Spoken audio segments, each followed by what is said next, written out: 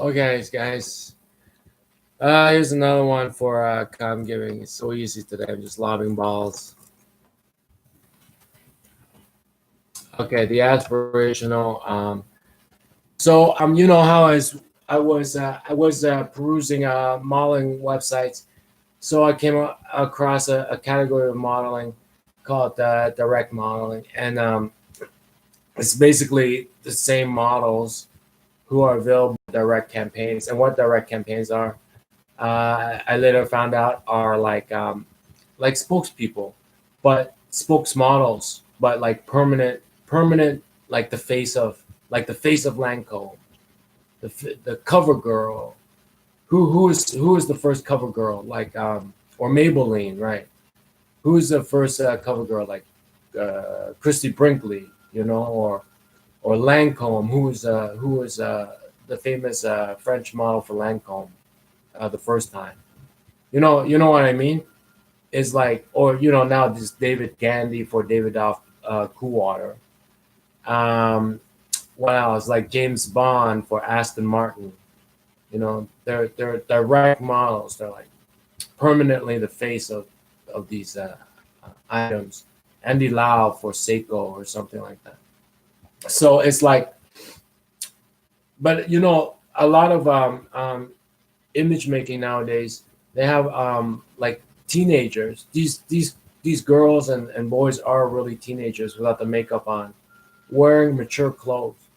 And even if you can afford it, you would kind of look ridiculous because it's if you try it on without all the makeup and stuff and the setting, you have to look at the setting as well.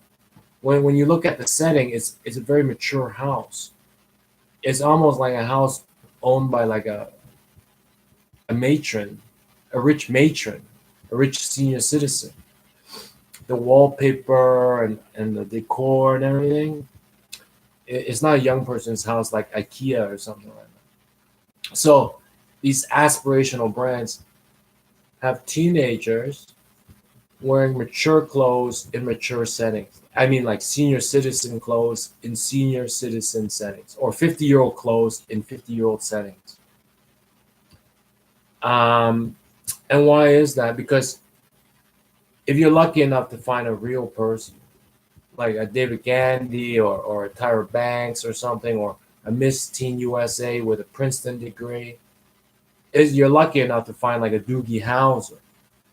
Doogie Howser, MD, a doctor that's like under 20 years old.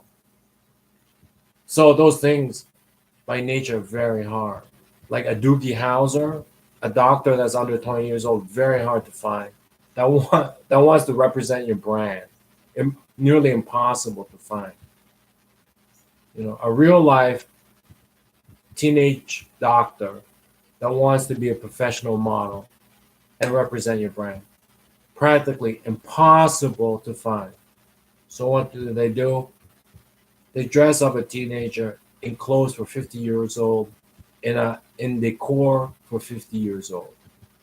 Otherwise, young people have homes like IKEA, that kind of stuff, like modern, right? So that's basically the aspirational archetype. It's practically impossible, but it's there. They've seen it, like they say, some of our customers are like this. It's there. It does exist. Like a Doogie Howser MD in real life does exist. It's there. And they say, in real life, the real life Doogie Howser does buy our brand. We know. Because they sign our, we have their purchase history. We know their name, their credit card information. That person is a teenage doctor, teenage MD. It's real. And so they take that and they try to put it into their advertising campaign. That's the aspirational archetype. But by nature, it's impossible. It's practically impossible to attain, or else you be that person. You cannot attain it, or else you be that person. What can I tell you? That's it.